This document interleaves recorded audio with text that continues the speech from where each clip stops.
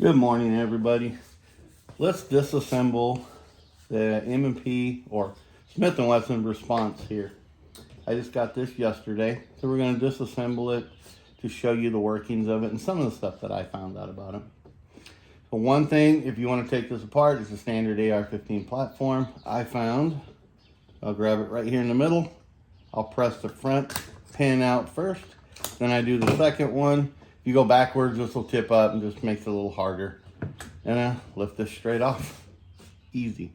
Let's go over the upper first. To take the bolt out, you'll just unlatch it, unlock it, and pull this straight out. And you're good. There's nothing else here. It pretty much looks like a standard AR-15 charging handle. Just has a lot smaller channel in it to ride right there. It just sits right there. No big deal. So here's your bolt. And the one thing you want to see is this bolt's two pieces. And to get to your firing pin to clean it, is you need to push this pin right here. You need to push it out. One thing I did find, if you just push it out, the firing pin will actually pop out. It'll just hit the back here and come back down. But since parts are not available for this, just push the pin, pull it out. Slowly let the firing spring release its tension. Take it apart. There you go. And then make sure you get your pin and your spring. That's it. You're done. Clean it up, oil it up. And I put oil in the channels here and on side here and the sides. One thing you do need to pay attention to when you rebuild it, there's a divot right here. That is for the pin to catch it. So when you put it back together, make sure that divot is straight up. Put the top piece of your bolt on there. From the left side to the right, I put that pin there. I just press the firing spring pin down. And from the left to the right, I put that back in there because that's how it came out. You're done with the bolt. So let me turn this thing around. A couple of things I did find is if I want to remove the buffer and the buffer spring, when I release the detent there, it actually hits part of the trigger. You have to press the trigger down to get all this out. You can clean it, do whatever you want right there. Put it back in, it's just like the AR, slide it back in there. Press the trigger down and then push it back in. But you have to press this trigger down. If you don't, it hits and you can't bend this, so that trigger has to be pushed down. Keep that in mind, everybody. But if you want to change these mag wells, because these mag wells are interchangeable now, because this is the M&P, I put the Glock one on it because I have so many Glock mags that just sit there, so I decided to use that. Let me get my light. Right on the top, above those threads right here, says M&P. And the little metal piece that comes with it, there's an M on the bottom of it. You want to make sure those two match if you decide to use it. If you use the Glock like I did, the G and the G.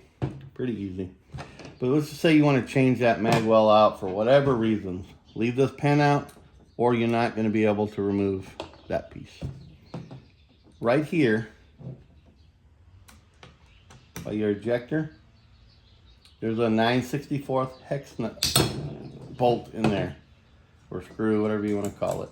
Just undo it. You can grab right here, pull this whole piece straight up.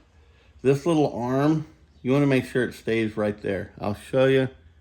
Keep it right there and you're fine. Clean all that up. If you take this off, it just goes right back on. Fairly easy. Put that to the side.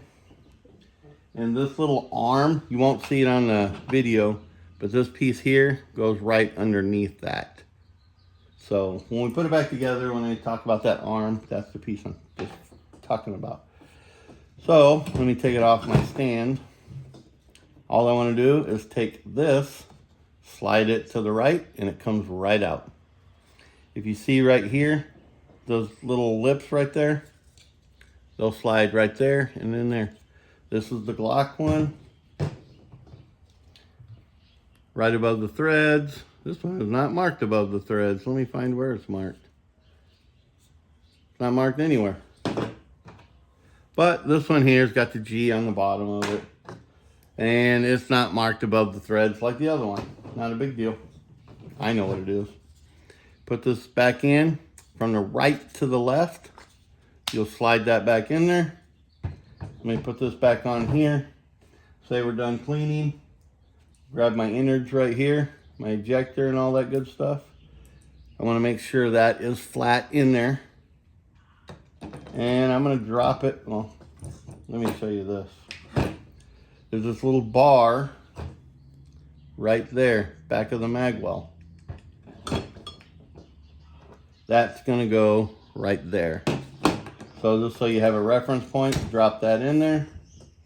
Get your 9/64 and just screw it back in. I do it hand tight. Then I just give it a little snug. I did call Smith & Wesson. There are no specs for this. They said just make sure it's tight. And that other piece I was telling you about, it does not go in this way. It goes in this way. Long arm goes down. There's that little bar right inside here. Can't see it in here because that mag well's covering it, or the frame. Right up underneath it. It's really easy. Fits that simple. And there you go. You just got that. So let's go back to rebuilding your upper. To put the bolt back in after you oil it all up, put this right back on the top, right there. Get your upper, put them both items in at the same time. I just grab it, let it go in. There you go. It's locked. Put this thing back together. You have this longer piece will go in front of this. And then there you go. Push that pin in, push that pin in, pull this out. I'm just making sure they're good. Do a function check. And there you go. You just took this apart, cleaned it, put it back together. That simple. You can take all this apart. I just have no desire to. One thing I do like about this gun compared to the FPC, I like this flat trigger. There is no mush in it. There we go.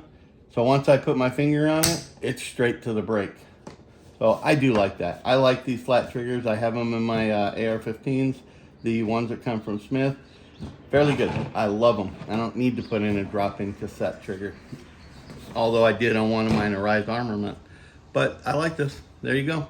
Have a good time with it. And if you have any questions on this, I'm not going to take this trigger apart. But yes, any AR-15 trigger will do it. One thing I am going to look into, I'm not sure if I can, but I want to see if I can change this out to the bad lever, if it's the same. And I'm actually going to change my selector, my safety switch. I'm going to change it over to the push button one. But if you have any questions on this, let me know. And once I get all my stuff put on it, we'll do another one about accessories. Take care and have a good one, people.